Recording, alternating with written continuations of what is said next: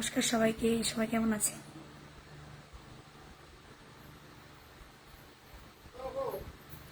হঠাৎ করে লাইভে এলাম, একটা লাইভ করতেছি, দাঁড়াও।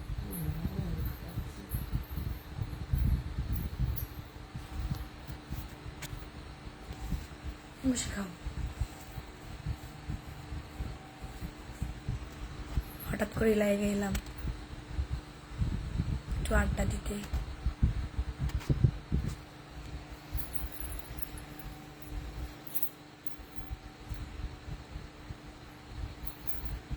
আচ্ছা মা, যখন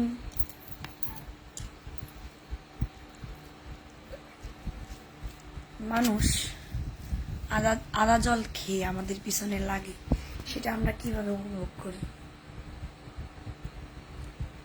মানুষ এতটা বেকার যে আমাদের পিছনে পড়ে থাকে। আর ওইগুলো তারা করলে তাকে ইনকাম হবে না, তোমাকে বিরুদ্ধে কিছু বললি তারা যদি তোমাকে বিরুদ্ধে কথা বলে যদি 2 পয়সা ইনকাম হয়, ভালো না? আমরা তো কারোর ক্ষতি করিনি। তা যার যার ক্ষতি শেষে করবে। একজনে ক্ষতি করতে গেলে নিজেরও যে ক্ষতি হবে একদিন ভবিষ্যতে, সে যদি কেউ অনুভব করে, চিন্তা করে, তাহলে কেউ ক্ষতি কেউ করে না দুনিয়া জগতে।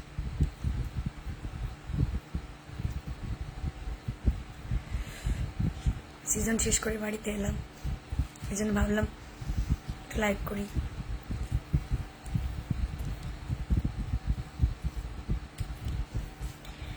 মনে হচ্ছে হঠাৎ করে একটু কালো হয়ে গেছে। কালো বলতে কি, চুলে তেল লাগিয়েছি। কীর্তনে থাকলে তেল লাগালে প্রচন্ড পরিমাণে ঠান্ডা লাগে, এই জন্য।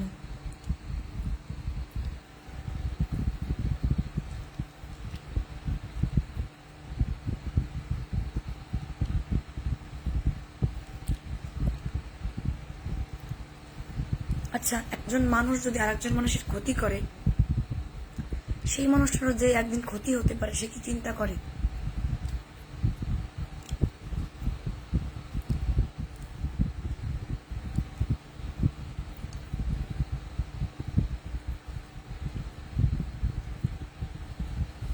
চুলগুলো ভেজা আমার। কিছুক্ষণ আগে স্নান করছে।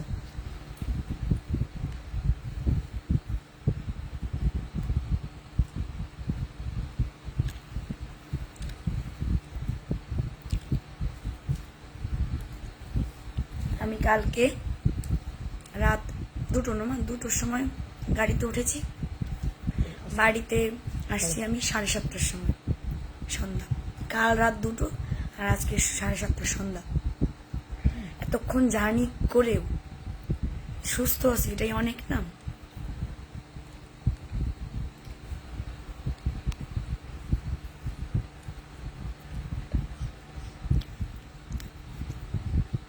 জয়ন্ত পোদ্দার, আমি উড়িষ্যা থেকে বলছি।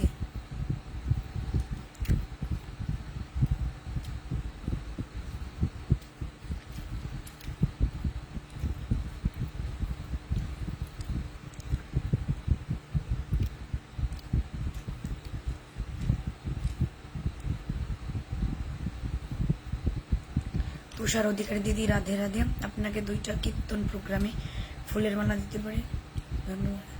ধন্যবাদ দাদা।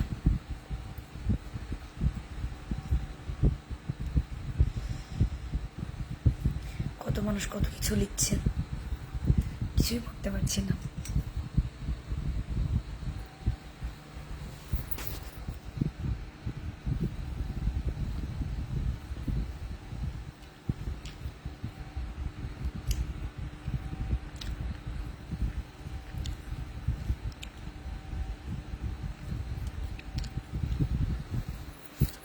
পরিমল রয়, দিদি কেমন আছো? এখন বাড়িতে পৌঁছালাম, শরীর স্বাস্থ্য ভালো আছে তো? মুখটা কেমন শুকনো লাগছে। জার্নি আমি কয় ঘন্টা, 17 ঘন্টা জার্নি করেছি। সুস্থ সুস্থ আছি মোটামুটি, আপনাদের কৃপায় ভালো আছি। রাহুল বৈদ্য, দিদি আপনি এত রাতে কি খাচ্ছেন? মা কটা ভাত মাখিয়েছে, মাও খাচ্ছে, আমাকেও দিচ্ছে, ভাত খাচ্ছি।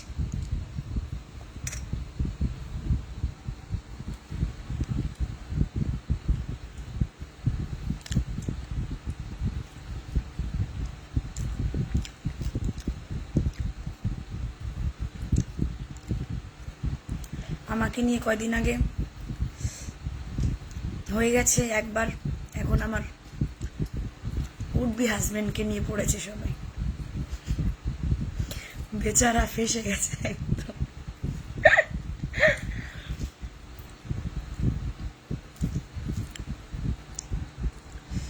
আমি খাবো না।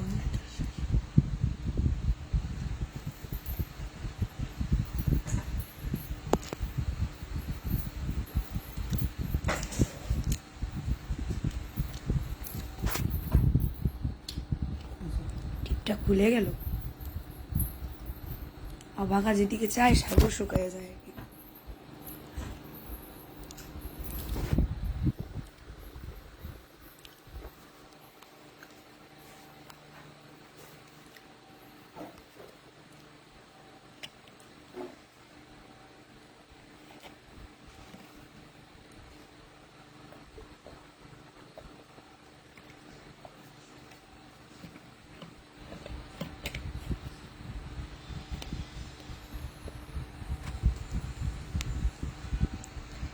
কে জানি কি লিখলো।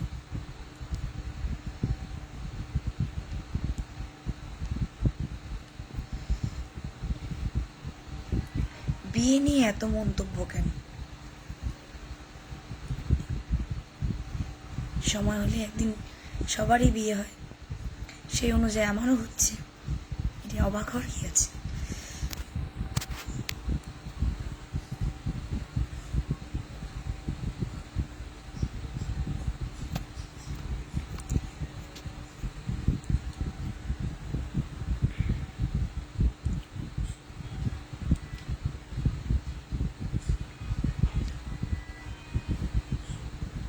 দেব সিং, আপনাদের দলের কন্ট্যাক্ট নাম্বার পাওয়া যাবে?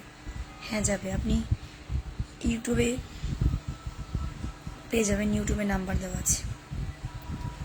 আমাকে দেখতে একটু খারাপ লাগতে পারে, কারণ শরীরটা বেশি ভালো নেই, তবুও বাড়িতে একা ভাবলাম আপনাদের সঙ্গে একটু আড্ডা দিই, যদি মনটা ভালো হয়। তাই না? শান্তিরঞ্জন মণ্ডল, মামনি কেমন আছো তুমি? তোমার জন্য রইল শুভকামনা। ধন্যবাদ জেঠু। বাড়িতে আসেন, ঘুরে যান। এখন তো 10 দিনের মতন বাড়িতে আছি, একটু দর্শন দিয়ে যান।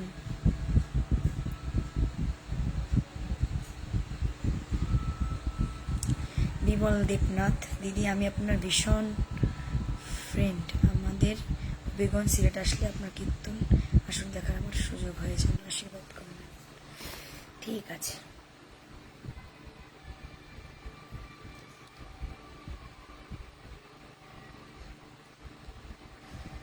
কি পরম অধিকারী, কিন্তু এটা এইভাবে না, আরো ভালোভাবে হতে পারত। আপনি কি মনে করেছেন আমার বিয়ে হয়ে গেছে? না না না, আপনি যেগুলো শুনেছেন এগুলো সব ভুয়ো জিনিস, মিথ্যে কথা।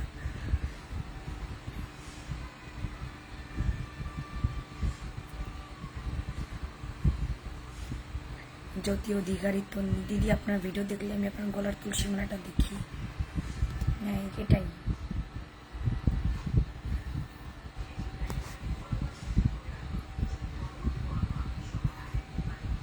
ইচ্ছা চক্রবর্তী, শরীরের দিকে খেয়াল রেখো, আশীর্বাদ করবেন আমার জন্য। আসলে শরীর খারাপ হওয়ার পিছনে একটা কারণ আছে, কারণ আমরা বেশ একদিন প্রায় 1 মাসের মতো দিনাজপুর দিয়ে কীর্তন করেছি আমরা। তো দিনাজপুরের খাওয়া দাওয়া আমার আসলে স্যুট করে না, এই জন্য হয়তো খাওয়া দাওয়া, তারপর র্যান্ডমলি আসর, একটা আসরও রেস্ট পাইনি, আবার এত জার্নি, বাড়ি কয়েকদিন থাকলে আবার ঠিক হয়ে যাবে। এই জন্য হয়তো বা একটু শুকনো লাগছে মুখটা।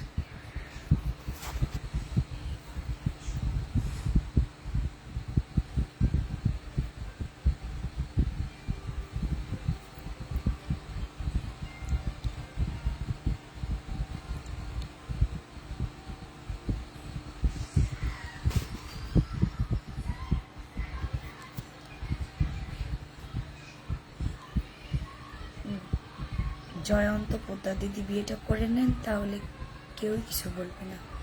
ভাই বা দাদা, যেই হন, আমি দেখতে পাচ্ছি না আপনি আমার থেকে বড় না ছোট। যারা বলবে তারা দেখবেন কি, একটা অনুষ্ঠানে যদি সবকিছু সুন্দর হয়, পাড়ার কিছু কিছু কুচুটে কাকিমা বৌদিরা থাকে, দেখবেন একটা একটা অনুষ্ঠানে সবকিছু সুন্দর, এত নিখুঁত সবকিছু পরিপাটি, তবুও বলবে এত ভালো ভালো না। তো আমি যতই ভালো করি না কেন, যতই ভালো থাকার চেষ্টা করি না কেন, মানুষ যারা বলবে, নিন্দুকরা তারা বলবেই। ভালো দেখলেও বলবে, খারাপ দেখলে তো বলবেই। যাদের ভুল ধরার স্বভাব, তাদের ভুলে ভুলেই জীবনটা কেটে যায়। তারা কখনো নিজেরটা বিচার করে না, যে সে নিজে কি কর্ম করবে বা করছে, তার কি ফলাফল হতে পারে। তারা শুধু অন্যের ভুল ধরে, অন্যে কে কি করলো, কে কাকে বিয়ে করলো, কাকে কেমন দেখতে, তারা শুধু এটাই বিচার করে। আগে নিজের ঘরটা ঠিক রাখার চেষ্টা করতে হয়। ফেসবুক বলার জায়গা, অবশ্যই ফেসবুক চালাতে গেলে শুনতেই হবে, কন্টেন্ট ক্রিয়েশন করতে গেলে শুনতে হবে। একটা জিনিস আপনাদের বলি, যেমন পূজা মজুমদার দিদি, মানুষের কি কম কথা শুনেছে, মানে মানে এত কথা সে শুনেছে, এত বাজে বাজে কথা সে শুনেছে। আমি দেখি তো তার কমেন্টগুলো, আমার প্রচণ্ড রাগ হয়। কারণ পূজা মজুমদার দিদিকে আমি পার্সোনালি দেখেছি, চিনিও।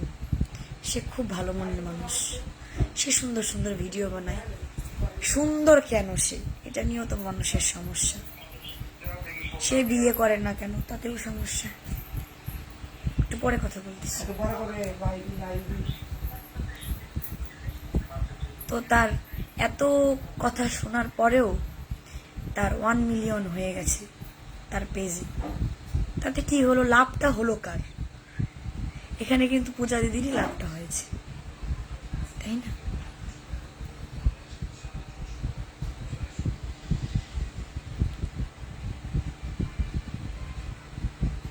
কিছু কিছু মানুষ বলছে, তুমি বিয়ে কেন করছো, কেন করবে বিয়ে, মানুষ কেন করে বিয়ে? আমার বাবার পছন্দ হয়েছে, মার পছন্দ হয়েছে, আমাদের ফ্যামিলি সবার ভালো লেগেছে,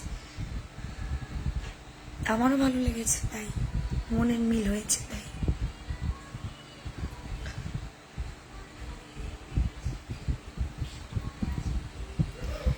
পলাশ এসকে কমেন্ট পড়তে হবে দিদি, আমি এত কমেন্ট পড়তে পারবো না, আর চোখে একটু সমস্যা আছে। দুর্জয় দিদি ঠিক বলেছেন, কথায় আছে না, যার বিয়ে তার খবর নেই, পাড়াপড়শির ঘুম নেই। সবসময় একটা জিনিস খেয়াল রাখতে হয়, কে কি করলো না করলো সেটার দিকে খেয়াল না রেখে আমি নিজে কিসে ভালো থাকবো, আমি সংসারটা কিভাবে করব, নিজে কিভাবে ভালো থাকবো, এটা আমার জীবন। আমি যদি নিজেকে না গুছিয়ে রাখি, কেউ তো গুছিয়ে দেবে না। আপনারা শুধু বলবেন, দেখবেন আর বলবেন, কিন্তু আমি যদি একবেলা না খেয়ে থাকি, কিন্তু কেউ খোঁজ নিতে আসবেন না, পূজা দিদি আপনি কি খেয়েছেন, তাই না? তো কাউকে কিছু বলার আগে, মন্তব্য করার আগে, আগে নিজেরটা ভাবতে হয়, যে আমি ভালো আছি তো, আমার সংসারটা ঠিক আছে তো, সবসময় ভাবতে হয়। এই দেখুন, আমার হবুবরকে নিয়ে অনেকের সমস্যা। তার নাকি অনেক বয়স, তার নাকি এটা সেটা, এটা বলাটাই স্বাভাবিক।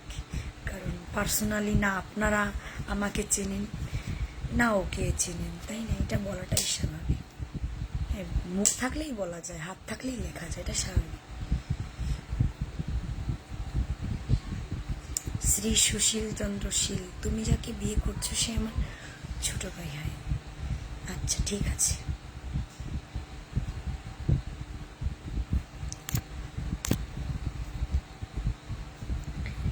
এত মানুষও যে লাইভ দেখছে, এটাই তো অনেক। আমি তো ফেসবুকই চালানো বন্ধ করে দিয়েছিলাম, কীর্তনের এত চাপ। বাড়িতে আছি এখন, একটু ফ্রি আছি, ভাবলাম একটু আড্ডা দিয়ে আসি, কতদিনই তো লাইভে আসা হয় না।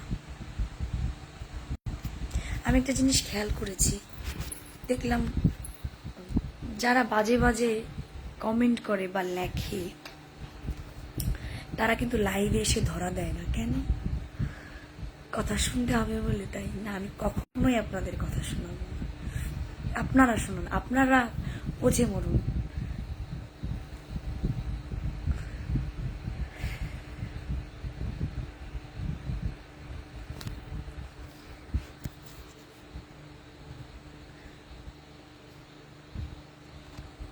প্রণয় Roy Singha, own life to yourself.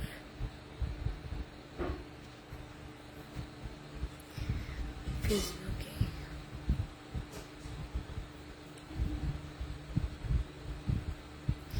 এত কমেন্ট করছে সবাই। রিটন দাস, যেটা বলেছেন সেটাই বাস্তব, সত্যি কথা বলেছেন। সত্যি কথা শুনতে একটু তেতো মনে হলেও সত্যি তো সত্যি, তাই না? যখন আমি একটা জিনিস দেখেছি, যখন মানুষ আমার আর আমার দিদির মানে শ্যামার যখন কোনো ভুল না পায়, তখন দেখবেন কি এমন একটা জিনিস পোস্ট করছে যেটা আমাদের হাসি পায় দেখলে। আসলে মানে মানুষকে যে কি বলবো আমি, আমার হাসি পায়। ওই যে একটু আগে যেটা বললাম যে আপনারা কি করে চলবেন বা আপনাদের সংসার কিভাবে চলবে, পরের দিন কি খাবেন, এটা কথা বাদ দিয়ে মানুষের পিছনে পড়ে থাকে না।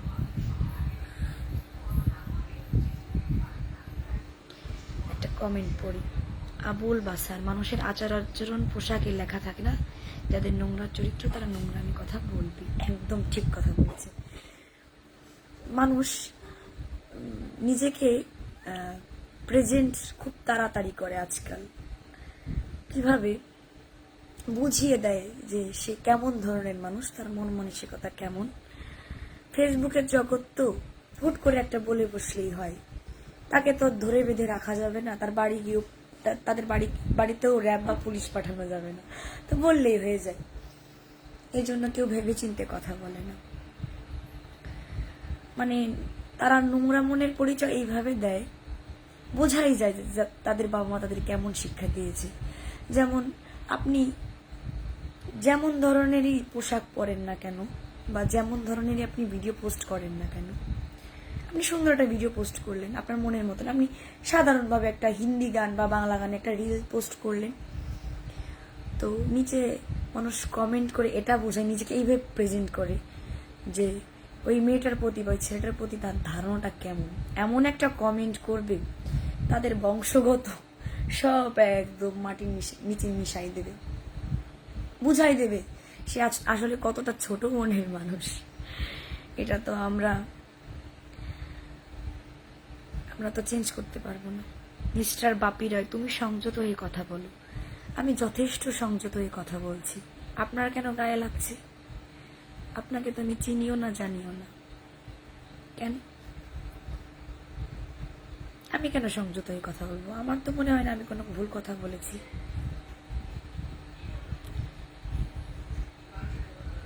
এই তো না বুঝে, যে কথা বোঝে না সে অসুরের থেকেও খারাপ লোক। না আপনাকে বলছি না। অরিত্র ঘোষ লাইভ দেখছে। বাসন্তী দিদি, কি করছো তোমরা?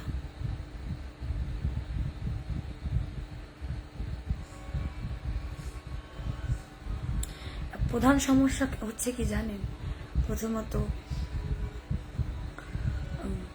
বিশেষ করে বাংলাদেশে তো হিন্দুদের মানটা কম, তার উপর আমি কীর্তন করি।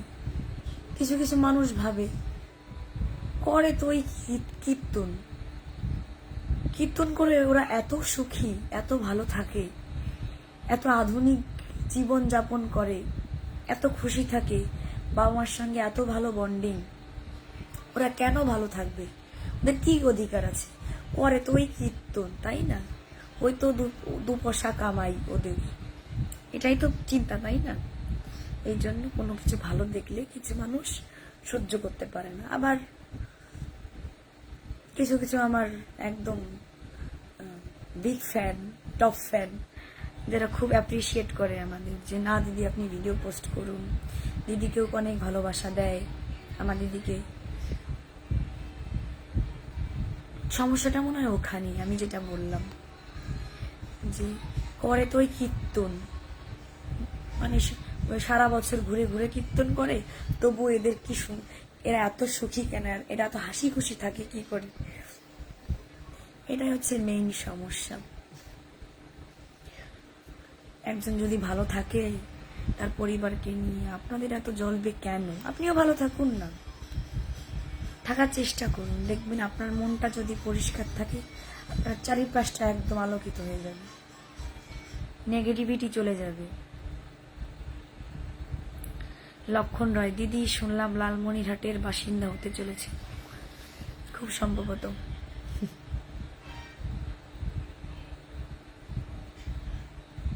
তবে আমি একটা জিনিস ভেবেছি, আমি তো ইদানিং বেশি কিছু পোস্ট করছি না, তো ভাবলাম যে একটু রেগুলার পোস্ট করব, যেহেতু এখন বাড়িতে আছি।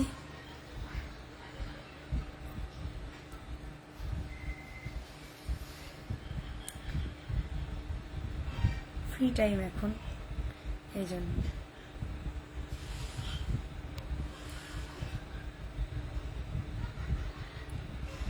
আমাকে ক্ষমা করে দেবেন প্রথমত, কারণ আমি সবার কমেন্ট পড়তে পারবো না, কারণ চোখে লাগে আমার ভীষণ, পড়তে পারি না আমি ঠিক করে, চোখের সমস্যার জন্য। আচ্ছা, অনেকক্ষণ কথা বললাম আপনাদের সঙ্গে, সবাই শুধু লিখছে বিয়ের কথাই অধিকাংশ, সেটা সমস্যা নেই, তবে সবাই শুধু লিখছে কেমন আছেন, রাধে রাধে। আমি একটু শরীরটা একটু খারাপ, তবে বাড়িতে একটু বেশ কিছুদিন থাকলে শরীর এমনিতে ঠিক হয়ে যাবে।